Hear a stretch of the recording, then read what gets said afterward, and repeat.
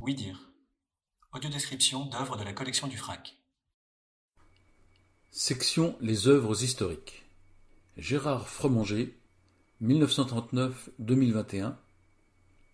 Allegro R. Sienne, 1980. Huile sur toile, 202 par 152 par 4 cm. Copyright Gérard Fromanger. Crédit photographique Stanislas de Graille. Gérard Fromanger était le représentant du mouvement pictural nommé figuration narrative. Les peintres de ce courant avaient pour leitmotiv d'exercer leur liberté, leur lucidité, leur esprit critique au sein de la prolifération et de la manipulation des images.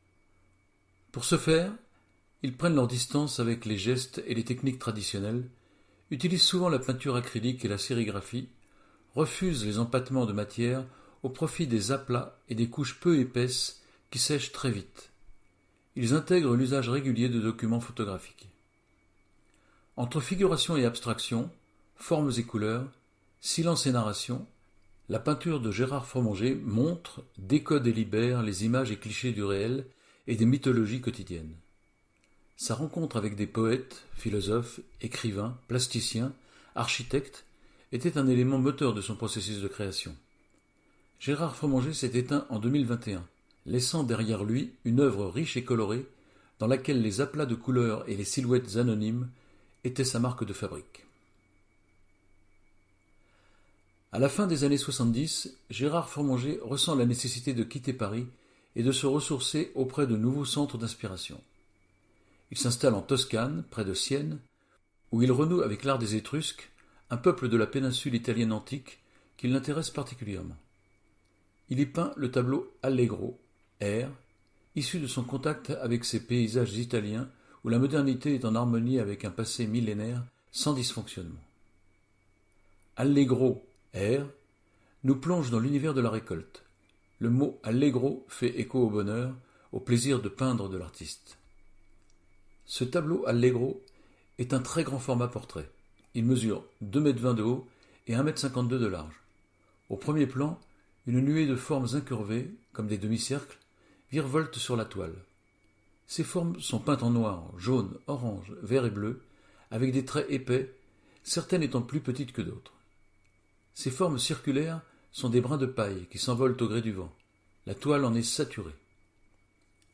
Au deuxième plan, sur la moitié gauche du tableau, on distingue une forme rouge, parmi cette sorte de tempête chaotique. L'engin rouge aux pneus noirs est une moissonneuse-batteuse. Elle n'est pas à l'arrêt. Ses roues en marche provoquent sans doute des vrombissements, puisque sur la droite de l'engin, des brins de paille blanc semblent en sortir et contrastent avec cet univers saturé de couleurs chaudes aux accents pastels. Sur la droite du tableau, au même niveau que la moissonneuse, on perçoit une petite forme rouge vive, de la même couleur que la moissonneuse-batteuse. Il s'agit d'un léopard de profil, sa gueule tournée vers la machine. On distingue les contours de son corps. Gérard Fromanger révèle une peinture soignée, où les couleurs primaires et complémentaires se superposent. De larges courbes en aplat rythment l'espace. Les couleurs tourbillonnent, paille et vent formant des motifs rythmiques et abstraits, noyant la modernité de la moissonneuse et le témoignage du léopard étrusque. La photographie qui a servi de base de travail représente une moissonneuse-batteuse entourée de poussière en plein été. La machine-engin paraît se détacher de la réalité de l'espace terrestre pour rejoindre un espace de peinture. Gérard Fromanger illustre la rencontre d'un léopard avec cette machine. Le léopard renforce l'idée de la passion de l'artiste pour l'art étrusque, car l'animal était le symbole d'une riche famille de l'Antiquité. 2 léopards similaires à celui peint par Fromanger ornaient le tombeau familial conservé jusqu'à nos jours et retrouvé au XIXe siècle. Le tableau met en scène 2 machines culturelles qui dialoguent à quelques 26 siècles de distance et se font un clin d'œil. Pour reprendre les mots de l'artiste, il respire et brasse le même air intemporel de l'été toscan. L'espace pictural créé par Fromanger évoque les modèles de la peinture abstraite de l'après-guerre, comme Jackson Pollock ou Jasper Johns. Cette tempête engloutit le tableau pour laisser libre champ à une autre réalité, celle de notre esprit, qui prend son envol grâce à la peinture et s'exprime à travers une explosion chromatique.